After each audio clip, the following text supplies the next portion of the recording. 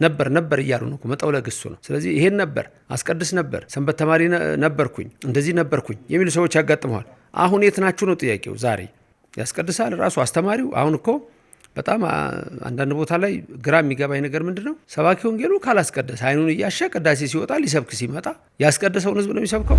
ትውልድ እሉት የሚባለው አሉተኛ ነው በአብዛኛው። አውቃለሁ ባይ ነው የሚያውቅ ይመስለዋል። ቲክቶክ ላይ 1 ደቂቃ ሰምቶ ኦርቶዶክስ እምነትን የጨረሰ ይመስለዋል። ሌሎች ቤተክርስቲያን ቸርች ብለው በሚጠሩት ባይሄዱ ፓስተሩን በአካል አለማግኘት ነው እንጂ ሌላ ችግር የለም። ጓደኞቻቸውን አያገኙም እንጂ ሌላ ችግር የለም። አንድ የኦርቶዶክስ ተዋሕዶ ቤተክርስቲያን አማኝ ግን ከቤተክርስቲያን ቢቀር ብዙ ነገር ይቀራል። በዚህ ሰዓት ቅዳሴው ሲጀምር ሳስተምርም ገልጻለሁ። ሚመጠን ግርምት ዛቲ ዕለት ወእጽብት ዛቲ ሰዓት እንተ ይወርድ መንፈስ ቅዱስ መልዕልተ ሰማያት ብሎ ነው የሚጀምረው። መንፈስ ቅዱስ የሚወርድባት እቺ ቀን ምን ያህል የምታስፈራ ናት። የሚቀድሱባት ቀን ይህች ሰዓት። ትውልዱ ብዙ ጊዜ እንቅልፍ ያጠቃዋል። እንቅልፍ ከዲያብሎስ ነው። ጥቂት ነው መተኛት የሚያስፈልገው። የቲክቶክ ትምህርት መንገድ ላይ የወደቀው ዘር ነው ብዬ ነው የማስተምረው። ሶሻል ሚዲያ በጣም በመጠቀም ጥናት ተደርጓል። ለምሳሌ ቲክቶክ የሚጠቀሙ ሰዎች ወጣቶች በአብዛኛው የሜንታል ኢልነስ የአእምሮ በሽታ ወደ እብደት መንፈስ የሚወስድ በሽታዎች ይመጣሉ። ለምሳሌ በጣም ብዙ ጊዜ በተደጋጋሚ ከሚባሉት ነገሮች ለምሳሌ የእኛ ቤተክርስቲያን ለግሎባላይዜሽን አትመችም፣ ለኦርቶዶክስ አትመችም። ግሎባላይዜሽን አንተ የራስህን ትተህ የአውሮፓን መሸከም ማለት ነው። ብዙ ሰዎች አንድ የሆነ ነገር ሲፈልጉ ፈተና ላይ እንዳይወድቁ መጠንቀቅ አለባቸው። ይሄኛው ሎ ኦፍ አትራክሽን ገንዘብን ስብ ያመጣዋለሁ ነው። ኬት ስበህ እንደምታመጣው እንግዲህ አይታወቅም። ምክንያቱም ገንዘብ የስራ ውጤት ነው። ምንድነው ሊሆን የሚችለው? ምንድነው ላደርግ የሚችለው? ለምሳሌ አንድ ኦርቶዶክሳዊ ወጣት እንዴት ነው ላደርግ የሚችለው? ወይም ማለት ኦርቶዶክሳዊ ወጣት እንዴት ማድረግ እችላለሁ፣ ራሴ እንደመለወጥ እችላለሁ ብላ ብታስብና ቢያስቡ መጽሐፍ ቅዱስ ውስጥ እኮ በጣም ቁልፍ ነገሮች ተቀምጠዋል። እንቅልፍ የሚያበዙ ደግሞ ቡትቶ ይለብሳሉ ይላል መጽሐፍ ቅዱስ ነው ይሄን የሚለው።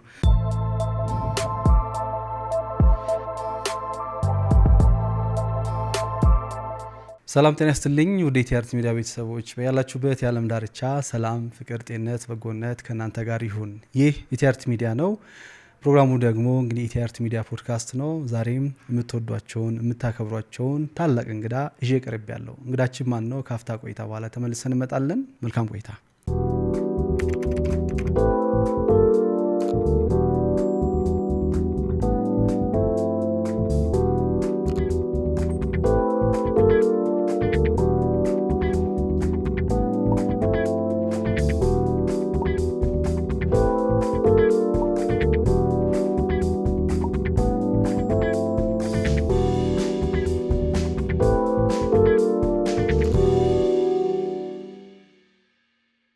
ተመልሰን መጥተናል።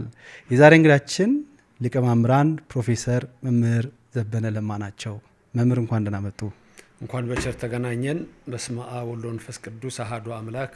አቡነ ዘበሰማያት ጸልየናል። የተባረከ ያድርግልን። አሜን። የኢቲ አርት ሚዲያን በዚህ የሚተላለፈውን ትምህርት ሁሉ ለሚከታተሉት ባሉበት ስፍራ የእግዚአብሔር አብ ጸጋ፣ የእግዚአብሔር ወልድ ቸርነት፣ የእግዚአብሔር መንፈስ ቅዱስ ህብረት አንድነት፣ የድንግል ማርያም አማላጅነት ከኛም ጋር እዚህ ከሚሰሩት ከሁሉም ከነሱም ጋር አድሮ ይኑር። ሰላም ለኢትዮጵያ፣ ሰላም ለመላው ዓለም ይሁንልን። እንኳን ተገናኘን። ምን ያህል ደስ ብሎኛል መምህር ድጋሚ ስለተገናኘን። እውነት ለመናገር ብዙ ጊዜ ለሰዎች እላለሁ በቤተክርስቲያን አገልግሎት በተለይ መምህራን ትላልቅ የሚባሉ ቤተክርስቲያን ሊቃውንቶች ዘመኑ ያው ቴክኖሎጂ ማህበራዊ ሚዲያ ላይ ስላለን በማህበራዊ ሚዲያ ከአውደ ምሕረቱ ባሻገር ተደራሽ ለማድረግ መተው ስቱዲዮ አንዳንድ ሀሳቦችን እንዲሰጡን ብዙዎች እናወራለን እና እንደው መምህር እውነት ታናሽነታችንን ሳትንቁ ሁልጊዜ እንደውም ራስዎትም ጭምር እየጠየቁ ሀሳቦች ላይ እናወራ እያሉ ሁልጊዜ ኢትዮጵያ በመጡ ቁጥር እንዲህ እንገናኛለን እና ያለኝን ትልቅ አክብሮት መናገር ፈልጋለሁ። እግዚአብሔር ይስጥልኝ፣ ያክብርልኝ። ምክንያቱም ቴክኖሎጂን መጠቀም ትልቅ ነገር ነው። ቴክኖሎጂ እንዲጠቀምብን አለማድረግ ነው ትልቁ ነገር። ሌላው ደግሞ እንዳንተ አይነት ሚዲያዎች የቤተክርስቲያን ትምህርት እምነቱ ከቀኖናው ተጠብቆ ስለሚሄድባቸው እኔ ላንተም እንደዚሁ ካንተ ጋር ለሚመሳሰሉ ሁሉ በጣም የውክቢያ ሰዓት ስለበዛ እንደናንተ አይነት ደግሞ በመኖራቸው እኛም ደስ ስለሚለን ለዚህ ነው በርተታችሁ እንድትሄዱ ስለመፈልግ በራሴ ይሄ ቀላል ነገር አይደለም። የሚሰሙትም ሰዎች ዛሬ ለምንበላው እንኳን ምግብ እንመርጣለን ካገኘን የቱን ልብላ እንላለን። ስለዚህ የምንሰማውንም መምረጥ የምናየውንም መምረጥ በጣም አስፈላጊ ነው በዚህ ዘመንና እግዚአብሔር ይመስገን እንኳን አገናኘን። በርቱ፣ ጠንክሩ እናንተም። አሚን። እግዚአብሔር ያክብርልን መምህር። ወደ ተመልካቾቻችን እንደውም በዚህ አጋጣሚ ክሬዲት መስጠት ስለፈለኩ ነው ለመምህራችን። የሚያደርጉትን ነገር ብዙዎቻችሁ ታውቃላችሁ። ብዙዎች እየደወሉ በተለይ ወቅታዊ ጉዳዮች ላይ የሆነ ሀሳብ ሲፈልጉ ከተለያዩ ቤተ እምነቶች ሀሳቦች ሲነሱ መጀመሪያ የሚከፍቱት የእርሶ ላይቭ ስትሪም ነው። እዛ ላይ ደግሞ እየደወሉ ሀሳቦችን ይጠይቃሉና በዚህ ዘመን አማራጭ ባግኝተው ቶሎ መልስ የሚያገኙበት ፕላትፎርም መፈጠሩ ራሱ ትልቅ ነገር ነውና እውነት ነው። እኛንም እንግዲህ በኋላ ከምሽት ላይ በረራ አሎት ወደ አሜሪካ ያቺን ሰዓት ተጋፍቶ ውድ ጊዜዎትን ስለሰጡን እጅግ አድርገን እናመሰግናለን። እግዚአብሔር ይመስገን። አሜን። ጊዜ ባለቤት አሜን።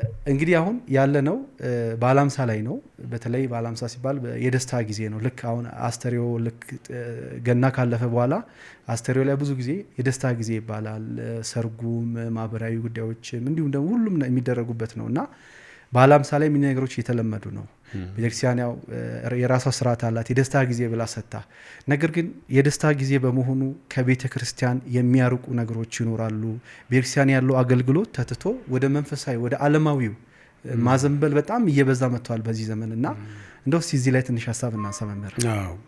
ቤተክርስቲያን ለሁሉም ነገር ስርዓት አላት።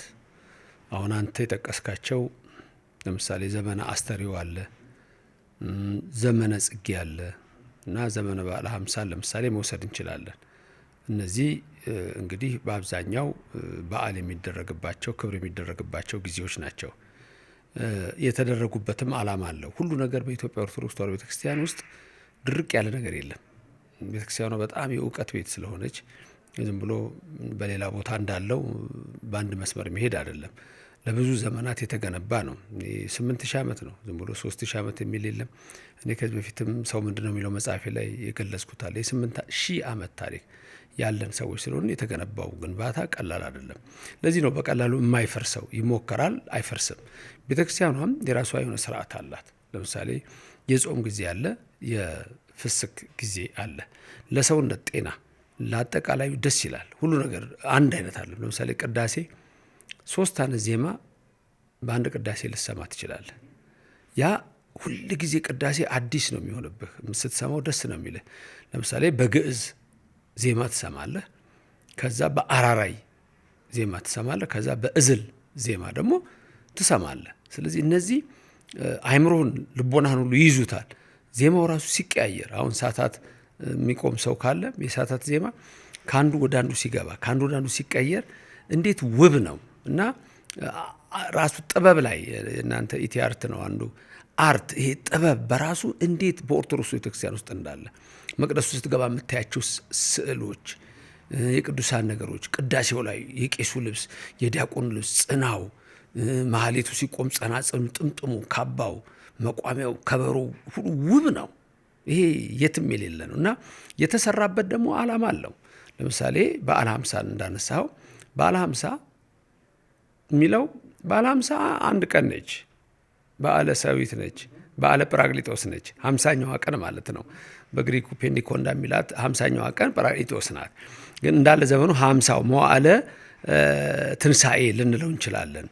ይሄ 50 ቀን እንደ አንድ እሁድ ነው የሚታየው በቤተክርስቲያን ስርዓት፣ አንድ እሁድ ማለት ነው። ለዚህ ነው በመሃሏ ሮብ፣ አርብ ቢኖሩ እንኳን ይበላባቸዋል። እንደ አንድ እሁድ ነው የምትታየው። አንድ እሁድ ነች ትንሣኤው የሚነገርባት እና በዚህ ጊዜ ምንድነው ክርስቲያኖች የሚያደርጉት ማለት ዝም ብለው ይተኛሉ ማለት አይደለም። ጸሎት ይቆማል ማለት አይደለም። ሌላ ነገር ይጠፋል ማለት አይደለም።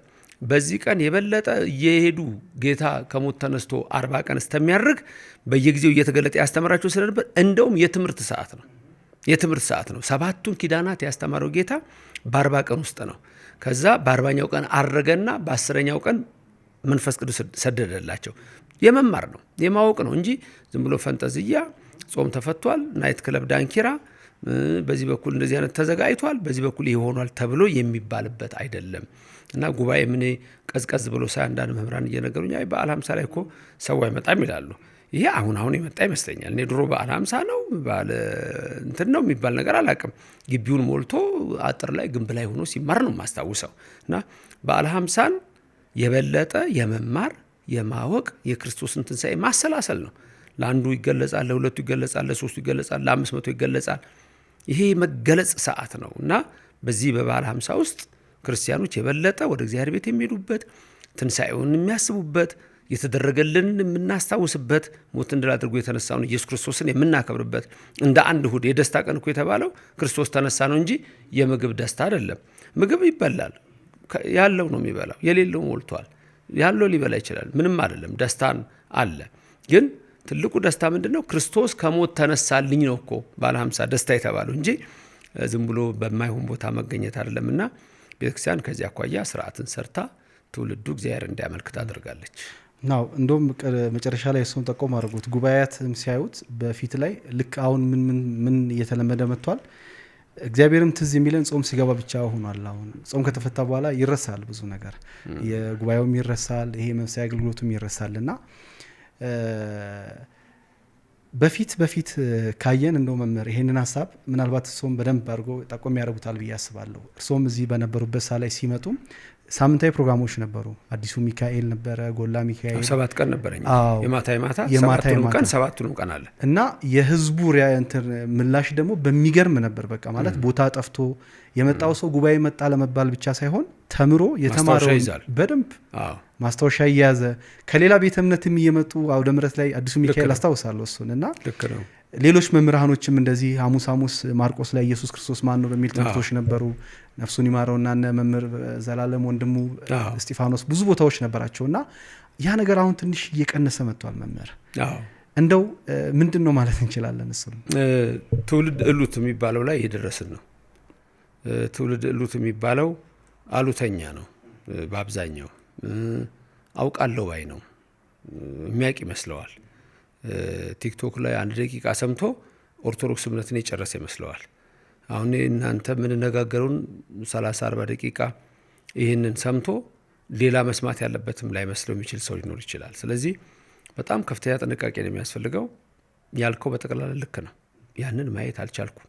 ያንን እያየን አይደለም። ወዴት ነው ጉዟችን፣ ወዴት ነው የምንሄደው የሚለው በጣም አሳሳቢ ሆኖ እያየሁት ነው ያለሁትና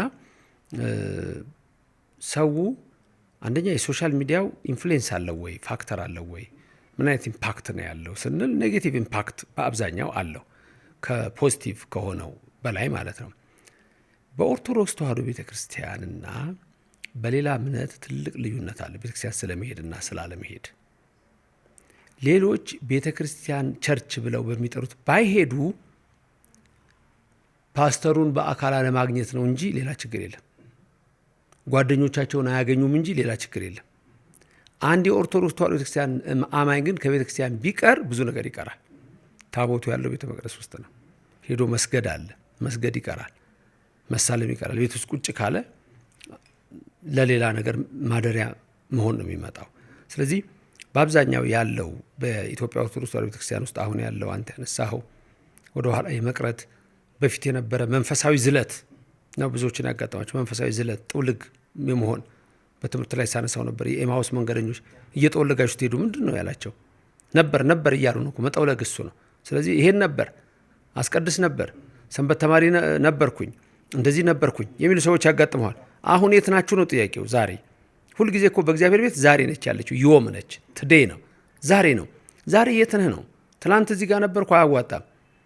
ምክንያቱም ትላንትና ይሁዳ ሐዋርያ ነበረ፣ ዛሬ ግን ገዳይ ነው፣ ዛሬ ግን ሻጭ ነው፣ ዛሬ ግን ለዋጭ ነው፣ ዛሬ ግን የለም።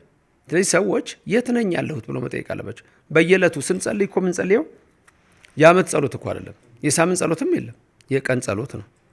በየቀኑ የዕለት እንጀራዬን ስጠኝ ለዛሬ ምንለው እኮ በየዕለቱ ነው የምንጸልየው፣ የዕለት ጸሎት ነው። ስለዚህ በቤተክርስቲያን ሕግና ስርዓት በተለይ የጠዋትና የማታ ጸሎት በቤተክርስቲያን መደረግ አለበት።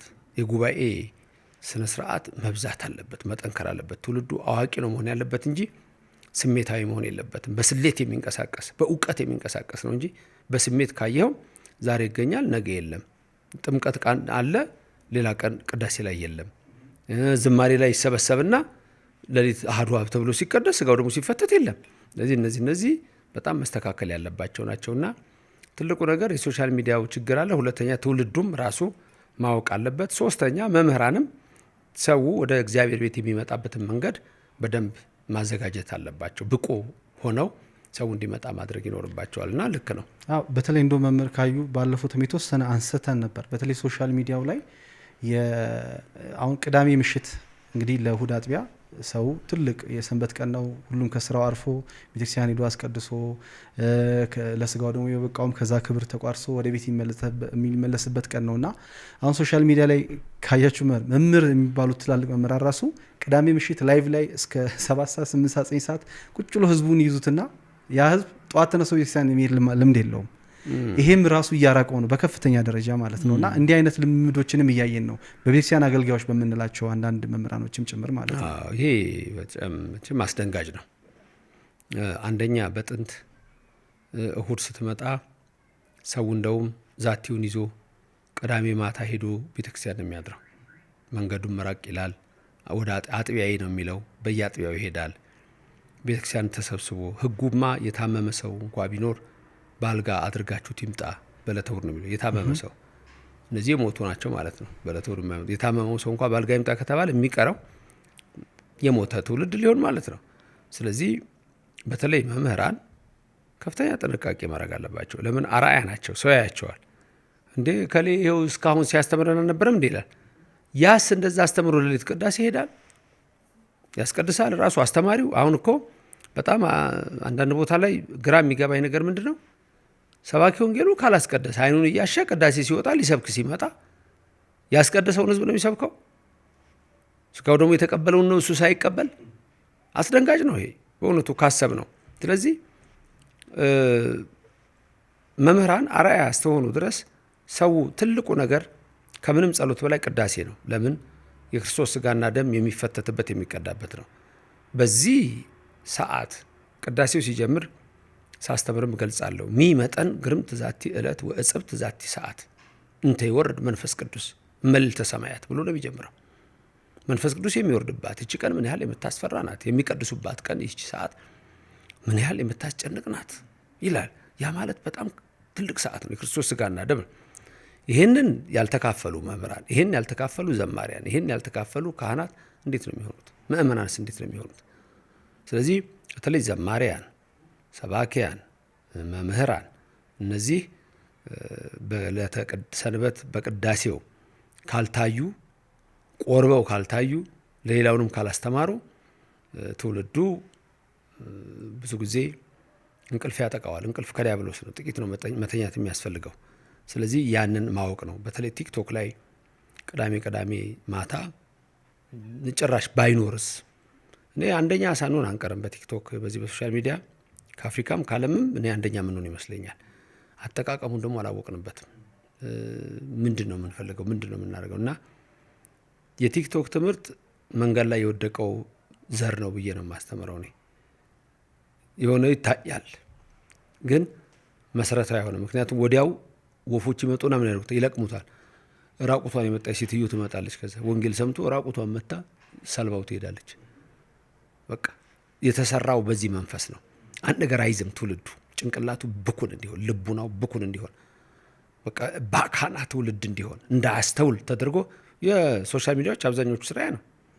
አሁን ዘፈኖች የውጭ ሀገር ዘፈን ብታይ በሆሊውድ ወይም በሌላ ቦታ የሚዘፈኑ እዚህም ሀገር አለ። ልብስ መቀያየር ወዲያው ልብስ ቅይር የሚጨፍረው እንደዚህ ይታያል። ደጋግሞ እንዲያየው ነው የተፈለገው፣ ቢዝነሱ ነው።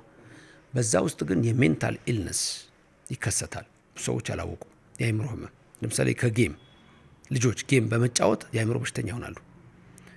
ሶሻል ሚዲያ በጣም በመጠቀም ጥናት ተደርጓል። ለምሳሌ ቲክቶክ የሚጠቀሙ ሰዎች ወጣቶች በአብዛኛው የሜንታል ኢልነስ የአእምሮ በሽታ ወደ እብደት መንፈስ የሚወስድ በሽታዎች ይመጣሉ። ይሄ ተጠንቶ የተቀመጠ ነው። የሶሻል ሚዲያ ተጠቃሚዎች ብሰው ይህንን ግን አያውቅም እና በአብዛኛው ትውልዱ እንዲጠፋ እየተደረገ ነው ያለውና ሁሉን ነገር መመጠን ጥሩ ነው። ወደ እግዚአብሔር ቤት ደግሞ ሄዶ ያላስቀደሰ ትውልድ እግዚአብሔር ይፍታ ያልተባለ በቅዳሴው ላይ ስጋው ደግሞ ያልተቀበለ ያላስቀደሰ ታምሯን ያልሰማ ይህ ሁሉ ውጉዝ ነው የሚሆነው። ስለዚህ ቤተክርስቲያኗ በዚህ ለሚያደርጉ ትምህርት መሰጠት ነው። መምህራንም አርአያ መሆን አለባቸው ያልኩት እዚያ እየቆዩ በዛ ሰዓት ምን ጥሩ ነው ማስተማራቸው፣ ግን ሰዓትና ጊዜን መምረጥ ወሳኝ ነው ብዬ አምናለሁ። በጣም አሪፍ። እንደውም ለቀጣዩ ጥያቄ መንደርደሪያ ሆነኝ። በተለይ ይሄ ከልጆች የጌም ሜንታሊቲ ውጭ ያለውን ይሄ ግሎባላይዜሽን የራሱ ያመጣው ተጽዕኖ አለ። ያመጣውም ደግሞ አድቫንቴጆች አሉት። ግን ተጽዕኖ በጣም ከፍ እያለ ነው። የእርሶ በቅርብ መጨረሻ ያሳተሙት መጽሐፍ ላይ የአዲሱ ዓለም ክርስትናና የስበት ሕግ በሚለው ላይ እኒህ ሀሳቦችን እናገኛቸዋለን በደንብ። አዎ በደንብ ነው የሚገኙት። ግሎባላይዜሽን የተለያየ አይነት ግሎባላይዜሽን አለ። ግሎባላይዜሽን ስንል ለምሳሌ በፖለቲካው የሚካሄድ ግሎባላይዜሽን አለ። ኢኮኖሚካል ግሎባላይዜሽን ይኖራል፣ በኢኮኖሚ ጉዳይ ላይ ይኖራል። በሌሎችም መንገዶች ግሎባላይዜሽን ይኖራሉ። ምድራችን አንዳንዴ ትልልቅ የሆኑ ሽፍቶች ይመጡባታል፣ አጋጣሚዎች ይመጣሉ።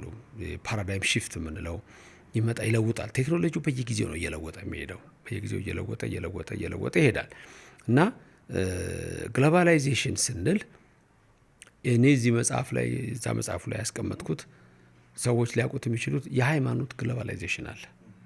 ለምሳሌ በጣም ብዙ ጊዜ በተደጋጋሚ ከሚባሉት ነገሮች ለምሳሌ የእኛ ቤተክርስቲያን ለግሎባላይዜሽን አትመችም፣ ለኦርቶዶክስ አትመችም። ግሎባላይዜሽን አንተ የራስህን ትተህ የአውሮፓን መሸከም ማለት ነው። አንዳንዴ ግሎባላይዜሽን አሜሪካናይዜሽን ልንለው እንችል ይሆናል፣ ወይም ደግሞ ዌስተርናይዜሽን ልንለው እንችላለን። የዌስተርኑ ዓለም የእሱን አምጥቶ አንተ ላይ ይጭናል። ባህሉ፣ ሁሉ ነገሩ ያለው ነገር ማለት ነው። ጥሩ ነገር ትወስዳለህ ከምዕራብም ዓለም ከማንም አሜሪካም ሆነ አውሮፓም ሆነ ጥሩ ነገሮች መማር ትችላለህ። ግን አካሄዳቸው ግን ከባድ የሆኑ አሉ። በትልቅ ድርጅቶች ውስጥ እንደ ዩኤን ባሉ አሰራሮች ውስጥ የዓለምን ኢኮኖሚ አንድ ለማድረግ እንደሚሞከረው ሃይማኖቱም አንድ ካልሆነ ችግር ነው፣ ይሄ ሪሊጅን ነው ብለው የሚያስቡ ሰዎች አሉ። ስለዚህ ግሎባላይዜሽን ማንነትን ማስጣል ሊሆን ይችላል። ከሌላው ጋር ትመሳሰላለህ። ይሄ ስርዓት የምትለው ነገር ሁሉ አያስፈልግም። የኔ እምነት ልክ ነው የምትለው ነገር ሁሉ አያስፈልግም። ይሄ ፕሉራሊስቲክ ሶሳይቲ ነው። ስለዚህ አንድ ማድረግ ነው። ፕሉራሊዝም እርግጥ በሁለት ሊከፈል ይችላል። ሶሻል ፕሉራሊዝም እና ሜታፊዚካል ፕሉራሊዝም በሚል ሊከፈል ይችላል። ሜታፊዚካል ፕሉራሊዝም ሁሉ ነገር ትክክል ነው ብለህ የምታስብበት ነው። ሶሻል ፕሉራሊዝም ግን እኔ እውነት አለኝ ሌላውም መብቱ ነው በዚህ ሀገር ላይ መኖር የሚል ከዚህ በፊትም እንደዚህ አይነት ሀሳቦች አንስተናል እና ያን አይነት ነገሮች ትመለከታለህ። ስለዚህ ግሎባላይዜሽን በዚህ በመጽሐፍ ውስጥ ያለው ፍጹም ከእግዚአብሔር ሰዎችን የሚያወጣ የሰይጣን አምልኮ እንዲስፋፋ የሚያደርግ ሰዎች ራሳቸውን እንዲያምኑ ወደ ሰማይ እንዳይመለከቱ ዩኒቨርስ ላይ ምድር ላይ ብቻ እንዲያዩ እዚሁ ብቻ እንዲወሰኑ ገንዘብ አገኛለሁ በሚል መንፈስ ብቻ በዛ ውስጥ ወይም ሀገሮች ለራሳቸው ሲሉ በማይሆን አካሄድ ውስጥ የሚሄዱበት ሁኔታ ነው። ስለዚህ በዚህ ግሎባላይዜሽን የሃይማኖቱ አካሄድ ሁሉንም እምነት አሲሚሌት አድርጎ አጥፍቶ በቃ እግዚአብሔር የለም የሚለው እሳቢ ነው። በቃ እግዚአብሔር የለም የሚለውን ለማምጣት የሚጥሩ ናቸውና መጽሐፍ ቅዱስ ደግሞ የሚነግረን እግዚአብሔር አለ ነው። ይህ ሰማይ ዝም ብሎ እዛ ላይ አልኖረም። ይህ ምድር ዝም ብሎ ኋላ አልጸናም። አንድ ትልቅ ቢልዲንግ ዝም ብሎ አይቶ ሰሪ የለውም ማለት አይቻልም። ይህን ዓለም አይቶ ሰሪ የለውም ማለት አይቻልም። ሰሪ አለው። ሰሪው ደግሞ ፕሮፖርሽናል ዲዛይን አድርጎታል። ይህን ዓለም እግዚአብሔር ለመኖሩ ብዙ ማስረጃዎች አሉ። ምን ገልጻቸው? አንዱ የኮስሞሎጂካል ነው፣ ኮስሞስ ነው። ኦንቶሎጂካል አርጊመንት የምንለው አለ። ቴሌኦሎጂካል አርጊመንት የምንለው፣ ሞራል አርጊመንት የምንለው አለ። ፕሮፖርሽናል ዲዛይን አርጊመንት የምንለው አለ። ፕሮፖርሽናል ዲዛይን የሆነው ፀሐይ ቀን ነው የምትወጣው፣ ጨረቃ ሌሊት ነው፣ ከዋክብት ሌሊት ይነጠፋሉ። ይህ ሁሉ እንስሳት አዋፍ በሰማይ ይበራሉ። ፕሮፖርሽናል ዲዛይን የሆነ ዓለም ነው።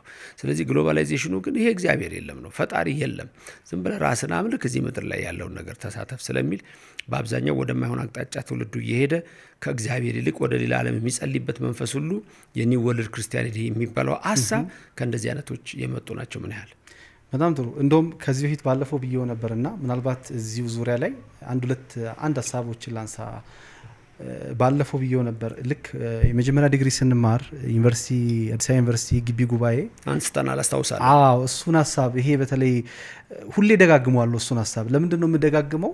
ብዙ ጊዜ የምናያቸው ነገሮች እንደ አዲስ ይመጡልናል። ለምሳሌ ይሄ አዲሱ የዓለም ስበት ሕግ እግዚአብሔር የለም በቃ አንድ ሕግ ነው ያለው ምናምን የሚለውን ነገር በብዙ መንገድ እያሻሻሉ እየመጡ ነው። የልጆች ፊልሞች ላይ ካየን በልጆች ፊልም ልጆች እንዲወዱት እያደረጉ የሆነ ካራክተሮችን ያስገባሉ።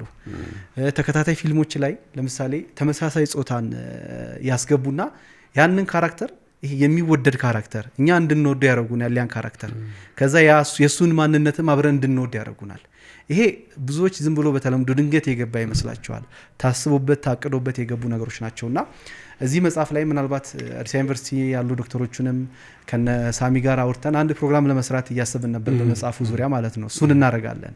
እንደው ግን ከእርሶ ለመስማት ማለት ነው በእነዚህን ሀሳቦች እዚህ መጽሐፍቶች ውስጥ ከነ መፍትሄዎቻቸው እናገኛለን። አዎ መጨረሻ ላይ ይጠቁማል። በአብዛኛው ሰው የሚወድቀው መቼ ነው? ሀብት ነው፣ የሚበላ ሲፈልግ ነው። ምክንያቱም ራሱ ክርስቶስ አርአያ ሆኖናል። 40 ቀን 40 ሌሊት ጾመ። ማቴዎስ 4 ላይ ሉቃስ 4 ላይ እንደምናነበው 40 ቀን 40 ሌሊት ሲጾም ተራበ የሚል አናገኝም። ጥሩ 40ኛው ቀን ላይ ይሁን ተራበ ብቻ ሳይሆን እጽ ሲሻ ፍሬ ሲሻ አይቶት መጥቶ ነው ፈተናውን ያመጣው። ብዙ ሰዎች አንድ የሆነ ነገር ሲፈልጉ ፈተና ላይ እንዳይወድቁ መጠንቀቅ አለባቸው። ይሄኛው ሎ ኦፍ አትራክሽን ገንዘብን ስቤ ያመጣዋለሁ ነው።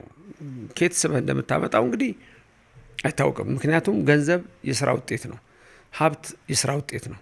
በሃይማኖት ሁሉም ሰው እኩል ነው። ለአንተ 24 ሰዓት ተሰጥተዋል፣ ለእኔ 24 ሰዓት ተሰጥቶኛል። ያነሰ ሰዓት አልተሰጠም። በዚህ ውስጥ ጥረ ግረ ብላ የሚለው የእግዚአብሔር ትእዛዝ አለ። እነሱ ግን ጥቂት ሰዎች ይወጡና ዝም ብለው የሆኑ ያልተሳካላቸው የራሳቸውን ኑሮ ያሻሽሉበታል። ሰው ይመስለዋል የጨነቀው እርጉዝ ያገባል ነው ይመስለውና ይሄዳል። ግን አይደለም። እነዛ ሰዎች ሊከብሩ ይችላሉ። ሲከተል የነበረው ግን የለም። ከመሀል አንዳንድ ሰዎች የውሸት ሰዎች ይመጡና በቃ አለኝ ይልሃል፣ የሌለውን ነገር ሁሉ ማለት ነው። እና ውሸት ይገባል። አትመኝ የሚለው ኃጢአት ህግ ይፈርሳል። ምክንያቱም አትመኝ ነው የሚለው እግዚአብሔር። እነሱ ይመኛሉ። ቪዥዋላይዝ ማድረግ ነው፣ ማኒፌስት ማድረግ ነው። እነዚህ ነገሮች ናቸው መጽሐፍ ውስጥ ያሉት። እና መጨረሻ ላይ እንዳልከው መፍትሄ ያሳያል። ምንድን ነው ሊሆን የሚችለው? ምንድን ነው ላደርግ የሚችለው? ለምሳሌ አንድ ኦርቶዶክሳዊ ወጣት እንዴት ነው ላደርግ የሚችለው? ወይም አንዲት ኦርቶዶክሳዊት ወጣት እንዴት ማድረግ እችላለሁ፣ ራሴ እንድመለወጥ እችላለሁ ብላ ብታስብና ቢያስቡ መጽሐፍ ቅዱስ ውስጥ እኮ በጣም ቁልፍ ነገሮች ተቀምጠዋል። በዛ ላይ የእግዚአብሔር እርዳታ ይመጣል። ስለዚህ 2 ዓሣ 5 እንጀራ የባረከ እግዚአብሔር የእኛንም ህይወት ይባረካል። ያቺ 2 ዓሣና 5 እንጀራ አለች ወይ ጎትቼ ላምጣት አይባልም፣ ሰርቶ ነው የምትመጣው። ስለዚህ ትውልዱ ውጭውን ሀገር እኮ ወጣቱን ገለውት ነው እዚህ የሚመጡት። ስለዚህ የእኛ ትውልድ እዚህ ያለው ትውልድ አሁን ያለው የሚመጣውም ትውልድ እግዚአብሔር ሁሉን አድራጊ መሆኑን አምኖ በስራ መቆም ነው፣ ለስራ መነሳት ነው። መባረክ የእግዚአብሔር ስራ ነው እና መፍትሄም አለው። ልክ ነው፣ ያሳያል። በመጽሐፍቶቹ ከዚህ ኢትዮጵያ ከፊዚካል ባሻገር አሜሪካን በተለያዩ ስቴቶች ይገኛል መጽሐፍቶቹ። ሌላ ኦንላይን የሚገኝበት ሜቶዶች አሉት? እነሱን ለማስተካከል ነው። ይሄኛው መጽሐፍ ጃፈር ነው፣ ጃፈር ቡክስቶር ነው ያሳተመው። አሜሪካን ሀገር አሁን በቅርብ ምርቃት ይደረግለታል። እዛ አልተደረገም። እዚህም ጥቂት ሶሻል ሚዲያዎች ብቻ ነው የጠራሁት፣ ሰው አልጠራሁ ነበረ ያኔ የዛን ጊዜ። አሁን ግን ወደ መስከረም ላይ ደግሞ ሌላ አንድ አዲስ መጽሐፍ ስላለ አብሮ እናደርገዋለን። ቅድም ያነሳው ውይይቶችም ከተደረጉበት እኔም በዙም ልሳተፍ እችላለሁ። አሜሪካ ውስጥ በቅርብ ርቃት ይደረጋል።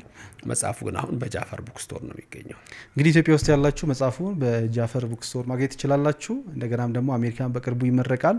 መስከረም ላይ ደግሞ ሌላ መጽሐፍ፣ አንድ ትልቅ መጽሐፍ አለ። እሱም ተጨምሮ እጅግ ደስ የሚል ብዙዎቻችን የምንሳተፍበት ትልቅ ኢቨንት ይካሄዳል ብለን እናስባለን። የአዲሱ ዓለም ክርስትናና የስበት ሕግ የሚለው መጽሐፍ። በዚህ ዙሪያ ላይ ብዙ ፕሮግራሞችን ወደፊት እንሰራለን። ቅድም ስራ ብለው አንስተው ነበር መጨረሻ ላይ እና አሁን ምን እየመጣ ነው? አንድ መንፈሳዊ ሰው ወይ ደግሞ መንፈሳዊ አባት ወይ በቃ ክርስቲያን የሆነ ስራ ላይ ባይሰራም ችግር የለውም የሚባል ነገር አለ። እንኳን የክርስቲያን የሆነ ሰው አይደለም፣ መንፈሳዊ አባቶች፣ ትላልቅ አባቶች የምንላቸው ስራ መስራት የለባቸውም? ስራ ለመስራት ከኃጢአት ነው የሚቆጠረው። ከ5 ውሾች አንዱም ሀኬት ነው። ራእይ ላይ ያለው ሀኬት ማለት ስንፍናም ነው። ዝም ብሎ መቀመጥም ሊሆን ይችላል። ስራ የማይሰራ በኦርቶዶክስ ቤተክርስቲያን ጳውሎስ ሐዋርያ ያለው እንደውም ድሮ ፖለቲከኞቹ የሚጠቀሙበት ነበረ። የማይሰራ ይብላ፣ ያልሰራ ሰው ለምን ይበላል? ህጉን ራሱ መጽሐፍ ቅዱስ ነው። ለአዳም ጥረ ግረ ብላ ካለው ጳውሎስ ሐዋርያ የማይሰራ ይብላ ካለ ስራ ወሳኝ ነገር ነው። አንድ አባባል አለ። መነኩሴ ስራ ሲያጣ ስራ ከሌለው ቆቡን ቀዶ ይስፋ። ምን ማለት ነው? ሌዚነስን፣ ይሄ ስንፍናን እንዲያደርግ ነው። በኦርቶዶክስ ቤተክርስቲያን ስንፍና በጣም በጣም ትልቅ ኃጢአት ነው። ሶሎሞን እንዴት ይገልጸዋል? ሰነፍ አለ መዝጊያ በበሩ በማጠፊያው ላይ መዝጊያ ሲከፈት ሲዘጋ እንዲህ ሌለ ልክ እንዲህ እንደሚመላለስ ሰነፍ አልጋው ላይ ይመላለሳል። እየበላ ይደት አልጋው ላይ እንዲህ ነው የሚመላለሰው። አልጋው ላይ እንቅልፋም ነው አለ። እንቅልፍ የሚያበዙ ደግሞ ቡቱቱ ይለብሳሉ ይላል መጽሐፍ ቅዱስ ነው ይሄን የሚለው። ይሄ ማለት ስራ እንዴት ክቡር እንደሆነ ነው። ስለዚህ ሰው ልጆች ሁሉ መስራት አለባቸው። ማንም ይሁን ማንም መስራት አለበት። ምእመን ነው፣ ዲያቆን ነው፣ ቄስ ነው፣ መነኩሴ ነው የሚል ነገር የለም። ሁሉም ተነስቶ መስራት አለበት። ስለዚህ ስራ በቤተክርስቲያናችን ራሱ እምነታችን መሰረቱ እኮ መንግስተ ሰማያት ለመግባት ሃይማኖትና ምግባር የምንለው እኮ እምነትና ስራ ነው። ስራው በጎ ነገር ሊሆን ይችላል። አስራት አምጣ የሚባለው አንድ ኦርቶዶክሳዊ ካልሰራ ኬት ነው ከአስር አንድ የሚያመጣው? ስለዚህ መስራት አለበት፣ ቤተክርስቲያኗ መደገፍ አለበት። እኔ ብዙ ጊዜ አስተላልፋለሁ፣ የኦርቶዶክስ ወጣቶች ጧፍ ማከፋፈል አለባቸው፣ ዘቤን ማከፋፈል አለባቸው፣ እጣን ማከፋፈል አለባቸው፣ ሸማውን ነጠላውን ማከፋፈል አለባቸው። ሱቅ ካላቸው ማስታወቂያ መስራት አለባቸው። ቤተክርስቲያኑ ራሱ መተባበር አለበት እና በዚህ መልክ ሁሉ ማድረግ አለባቸው። በሚፈለገው ሙያ ውስጥ ሁሉ መሄድ አለ። እኔ ክርስቲያን ሁሌ እንደምለው አንደኛ ነው። ስለዚህ ጠንክሮ ሰርቶ ነው ውጤት ሊያመጣ የሚችለው። የእግዚአብሔር ረድኤት ደግሞ ከዛ ጋር ነው። እጅ እግር እኮ ተሰጥቶታል አንድ ሰው እንዲሰራ ነው። ስለዚህ ስራ ለማንም ሰው ወሳኝ ነው። አልሰራም የሚል ሰው ካለ ግን እሱ ከኃጢአተኞች እንዳንዱ ከአምስቱ ውሾችም እንዳንዱ የሚቆጠር ነው፣ ከአምስቱ ከለባት። ስለዚህ ከባድ ኃጢአት ነው። ልደታ ሲመጣ እንግዲህ ትልቅ በዓል ነው በእኛ ቤተክርስቲያን። ብዙ ጊዜ ግን በፊት ካዩት በዓሉን ከሌላ ይሄ በተለይ ከሌሎች ነገሮች ጋር ከባድ ነገሮች ጋር የሚያያዙ ነገሮች አሉ። አሁን ደግሞ ምን እየተለመደ መጣ? የቃል መግቢያ በዓል ሆኗል። ማታ ላይ ይሰበሰቡና ለቀጣይ ዓመት ሄድን አደርጋለሁ ምናምን የሚሉ ነገሮች መጥተዋል። እና እንደው የተወሰነች ደቂቃ ጥሩ ነው። ምን ያህል እንትኑ ይሄ ጥሩ የሆነው ነገር ሁሉ ጥሩ ነው። እኔ አሁን ህብረተሰቡን ራሱ አንዳንዴ በቃ በትምህርት ማስጨነቅ ዓለም ውስጥ ያለውን ክርስቲያን እንደ አባ እንጦንስ እንደ አባ ጳውሊ ኑር እንለዋለን። ዓለም ውስጥ ነው ያለው። እንደ አብርሃም ነው መኖር ያለበት። ዓለም ውስጥ ነው ያለው። እንደ ያዕቆብ እንደ ይስሐቅ ነው መኖር ያለበት። ያ ባህታዊ ደግሞ እዛ በባህታዊነቱ ነው የሚኖረው። እዚህ ያለው ሰው ግን ወጣቱ ቅድም ነው የሥራ ሁሉ መስራት። ባህታዊ እዛ ሄዶ ባህታዊም አይሰራም አይደለም። ይኮተኩታል፣ ይቆፍራል፣ ይጸልያል። ሌላ ነገር የለም። ቁጭ ማለት የለም ዝም ብሎ። ስለዚህ አሁን ግንቦት ልደታ እውነት ነው እንደተለመደ ሁሉም ሰው ኦርቶዶክሳዊ ሁሉ ወጥቶ ጸበል ጸዲቅ ሊያደርግ ይችላል በሩ ላይ። ለምን? እመቤታችን በተወለደች ጊዜ ሁሉም ከቤቱ ወጥቶ ቂጣም ንፍሮም እያዘ ስለሄደ ነው። ስለዚህ ትልቅ በዓል ነው። የእመቤታችን መወለድ ደግሞ ለእኛ ትልቅ ነገር ነው። የአዳምና የሔዋን ስለት ነች። የኢያቄምና የሐና ስለት ነች። ኢያቄምና ሐና ተስለው ወለዷት ሲል መጀመሪያ የተሳሉት አዳምና ሔዋን ናቸው። አባ ሕርያቆስ አንቲ ውእቱ ተስፋሁ ለአዳም አመ ይሰደድም ገነት ነው የሚላት። አንቺ የአዳም ተስፋው ነች ከገነት በተሰደደ ጊዜ፣ የሔዋንም ተስፋ እሷ ነች። ስለዚህ ያን ሲጠብቁት የነበረ ነው እና እመቤታችን ግንቦት አንድ ቀን በሊባኖስ ተራራ እዛው ኢየሩሳሌም ውስጥ ነው። በዛ ስትወለድ ያ ታላቅ ቀን ነበረ። በቃ የማዳናችን ተግባር እየመጣ ነው። በሐሙስ ዕለት ወበመንፈቃ ለዕለት ትወለድም ወለተ ወለትከ ከ5 ቀን ተኩል በኋላ ከልጅ ልጅ ተወልጄ አድንሃለሁ ቢለው እርምጃው ፈጠነ ማለት ነው። መጣ ደረሰ ይላል። ስለዚህ እመቤታችን ተወለደች፣ ደስ አለው ዓለም። በዛን ቀን ተደሰቱ፣ መላእክትም ደስ አላቸው። ይህን ቀን ውጭ ወጥተው ማድረግ ይቻሉ። ሌላው ግን ያነሳኸው በጣም መጠንቀቅ የሚያስፈልገው ሰይጣን ሁልጊዜ በአንዲት ቀዳዳ እየገባ ትውልዱን መጣል ይፈልጋል። በዛን ቀን ቦረንትቻ የሚባል ነገር ይኖራል። በግንቦት ውስጥ ቡሃ በግ ማረድ አለብኝ የሚል ሰው ይኖራል። ለጠቋር መስዋዕት አለኝ፣ ላዳልሙቲ፣ ለወሰንገላ፣ ለወሰንገፊ፣ ለብራ ለንጋ ሊል ይችላል። እነዚህ ሁሉ የዛር መንፈስ ስሞች ናቸው። ስለዚህ አንድ ክርስቲያን እስከሆነ ድረስ ለእግዚአብሔር ነው የሚገዛው፣ ለእግዚአብሔር ነው የሚሰግደው፣ ለእግዚአብሔር ነው የሚንበረከከው፣ እግዚአብሔር ነው የሚሰማው፣ እግዚአብሔር ነው የሚያደምጠው፣ መጨረሻውም እግዚአብሔር ነው። ስለዚህ በዚህ በግንቦት አንድ ቀን ጸበል ጸዲቅ ሊያደርጉ ይችላሉ፣ ደስ ሊላቸው ይችላል፣ እግዚአብሔር ሊያመሰግኑ ይችላሉ። ቃል መግባት እንግዲህ ይህን ካረገልኝ ነው። ስለት ሁልጊዜ ደግሞ አለ በእኛ ቤተክርስቲያን። ስለዚህ በዛ መንገድ ይሄዳል። ዝም ብሎ ግን የመብላትና የመጠጣት በዓል ሳይሆን እግዚአብሔርን የማመስገን ድህነታችን ቀረበ ድነናልም በማለት የሚያገናኙበት ነው። የእመቤታችን መወለድ ያው ለእኛ ደስታ ነው። ምክንያቱም ዘፍጥረት 3:15 ላይ ከዘሯ የቀሩትን ሊዋጋ ሄደ ብሎ በዘሯና በዘሩ መካከል የዘላለም ጠብ አለ የሚል ስላለ እኛ ጠበኞች ስላልሆን ከድንግል ማርያም በቃ ተወለደች ደስ ነው የሚለን። ጥሩ ሰው ሲወለድ እኮ ደስ ይላል። ጥሩ ሰው ሲወለድ ደስ ይላል እና በዚህ ምክንያት ነው ማክበር ያለብን። እንደሱ ነው መሆን ያለበት። በጣም አመሰግናለሁ። እግዚአብሔር ስትልኝ እንደው ከድካም ላይ ነው በጣም መምህር የመጡት። በጣም አመሰግናለሁ። እንደው የመጨረሻ ሀሳብ አንስተናል። በተለይ በዓለ ሃምሳንም አነሳን ነው ወቅቱም ስለሆነ የሚቀጥለው በዓል ደግሞ የእርገት በዓል ነው።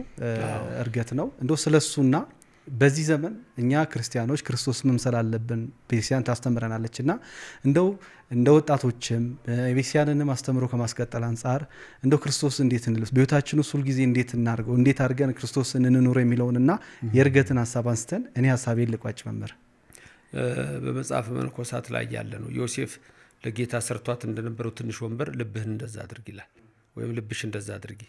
ዮሴፍ እንጨት መጥረብ ነበር ስራው። ለጌታ ትንሽ ወንበር አድርጎለት ጌታ እዛ ላይ ይቀመጥ ነበር። ያችን በርጩማ መቀመጫ ያንተ ልብ አርጋት፣ ያንቺ ልብ አድርጊያት ይላል መጽሐፍ መነኮሳት ነው። ጌታ እንዲቀመጥበት ማለት ነው። ጌታ በዛ ውስጥ እንዲቀመጥበት ነው። እና ያ ነው አብሮ መኖር ማለት። ስጋው ደግሞ መቀበል ነው። ሕያውን በልታችሁ ሕያው ሁኑ ይላል። ስለዚህ ሕያውን በልተን ሕያው የምንሆነው ስጋው ደግሞ ነው። የክርስቶስ ስጋና ደም በመብላት ነው። እርገቱ ታላቅ በዓል ነው። እርገቱን ስናስብ ምጽአቱ ነው የምናስበው። ያረገው ደብረ ዘይት ነው፣ የሚመጣው ደብረ ዘይት ነው። ማቴዎስ 24 ላይ በደብረ ዘይት ተራራ ያለውን ነገር እናውቃለን። ሲያርግ ያረገበት የሐዋርያት ሥራ ምዕራፍ 1 ቁጥር 9 እናስታውሳለን። ስለዚህ ደብረ ዘይት ተራራ ላይ ያረገ፣ ደብረ ዘይት ተራራ ተመልሶ ይመጣል። መላእክት ነበሩ፣ መላእክት አብረው ይመጣሉ። ሰዎች ነበሩ እዛ፣ ሰዎችም በዚህ ምድር ላይ ሆነው ለዛ ለታላቁ ክብር ራሳቸውን የሚያነሱበት ነው። ስለዚህ ይሄ ወደ ላይ ሲወጣ ያያችሁት ይላቸዋል መልአኩ ለገሊላ ሰዎች። ተመልሶ እንደዚሁ ይመጣል ሲላቸው በክበበ ትስብእት እንዳረገ በክበበ ትስብእት ተመልሶ ይመጣል። ሲመጣም ማቴዎስ 25:31 ስንመለከት የሰው ልጅ ምልክት ይታያል ነው የሚለው። የሰው ልጅ ምልክት ይታያል ማለት የተቸነከረበት ችንካር ሁሉ እሱን እያሳየ ነው የሚመጣው። ስለዚህ እርገትን በምታስቡበት ሰዓት እግዚአብሔር ያደረገውን ዳግም የሚመጣውን ይዞን እኛን የሚሄደውን ደግ የሆነውን ነገር ሁሉ ከማሰብ ጋር ነው የሚሆነውና አረገ ማለት ወጣ ማለት ነው። አርገ እግዚአብሔር በይባቤ እንላለን፣ በቃለ ቀርን እንላለን። ስለዚህ እግዚአብሔር በታላቅ ግርማና ሞገስ ኃይል ቅዳሴና ግናይ አረገ። ሲመጣም እንደዚሁ ነው የሚመጣው፣ ግን ያስፈራል። መዝሙር 49 እንደሚናገር እግዚአብሔር ሰጋደ ይመጽእ ወአምላክ ነህ ያረመም እሳት ይነድድ ቅድሜሁ። እግዚአብሔር እንጂ እግዚአብሔር ግልጽ ሆኖ ይመጣል። እሳት ዙሪያውን አለ፣ አውሎ ነፋስ አለ። ስለዚህ ያ ሰዓት ግልጽ ሆኖ ሲመጣ ዝም አይልም ስለሚል ያኔ በቀኙ ከሚቆሙት ቅዱሳን ዝም አይልም ነው አይደል የሚለው። ዝም አይልም ማለት በቀኝ ያሉት እናንተ አባቴ ብሩካን ይላቸዋል። ዝም አይልም። በግራ ያሉት እናንተ ርጉማን ሁሩ ምን ይላቸው። ዝም አይልም። ስለዚህ ሊፈርድ ይመጣልና በዛ ሰዓት በቀኙ እንዲያቆመን መማጸን ነው። እመቤታችንም አማላጅነቷ አይራቀን። የቅዱሳን በረከት ይደርብን። አሚን። እግዚአብሔር ያክብርልኝ። እግዚአብሔር ይስጥልኝ። አሚን። አመሰግናለሁ። አክብሮኝ ስለመጡ ዱካም ባይሆን ብዙ ሀሳቦች እናነሳ ነበር። ክፍል 2 መስከረም እንቀጥለዋለን እንችላለን። ኢቲአርት ሚዲያን በጣም እግዚአብሔር ይባርካችሁ። እናንተን የሚጠብቅ በምትሰራ ሁሉ ጠብቅ። በዚህም እናንተን ደግሞ የሚመለከቱ ተመልካቾች ብዙ የሚማሩበት ስለሆነ ሁልጊዜ ከጎናችሁ እንደሚሆኑ አምናለሁ። ሁልጊዜ ደግሞ ይሄ ዝም ብሎ ማስታወቂያ አይደለም። ሰዎች ሲጀምሩ ላይክ ማድረግ፣ ሲወጡም እንደዚሁ ሼር ማድረግ፣ ሌላው ሰው እንዲሰማ ማድረግ ቀላል ነገር አለ። ድንገት በዚች አጭር ንግግር ውስጥ እኮ በእኔና በአንተ መካከል እግዚአብሔር ብዙ መልስ የልሰጣቸው ሰዎች ይኖራሉ። ደግሞ ያድርግላቸው፣ የልባቸው ይፈጸም፣ ክፉ አይንካቸው። እመብርሃን በቀኝ በግራ ትቆምልን፣ ከፊት ትምራን፣ ከኋላ ትከተለን፣ በልቡናችን ከልጇ ጋር ነግሳ ለዘላለም ትኑር። የቅዱስ ሚካኤል የቅዱስ ገብርኤል በረከት ረድኤት በሁላችን አድሮ ይኑር። እግዚአብሔር ሁላችንን የሚባርከን እግዚአብሔር ይስጥልኝ። ምን ያህል አሜን። አመሰግናለሁ። ውድ ተመልካቾቻችን ከሊቀ ማእምራን ፕሮፌሰር ዘበነ ለማ ጋር ያደረግነው ቆይታ በዚያ አይቋጭም። መስከረም እንቀጥለዋለን። እንግዲህ እሳቸው ያው ዛሬ ወደ አሜሪካ ይጓዛሉና ከድካም ነው የመጡት። ትላንት ድካም ላይ ነበሩ፣ ዛሬም በድካም ነው እዚህ የመጡት። እውነት አክብሮን ስለመጡ እጅግ አድርገን እናመሰግናለን። በቀጣይ ሳምንት በሌላ መርሃ ግብር እስከምንገናኝ ድረስ እኔ በዚሁ እሰናበታለሁ። ሰላም።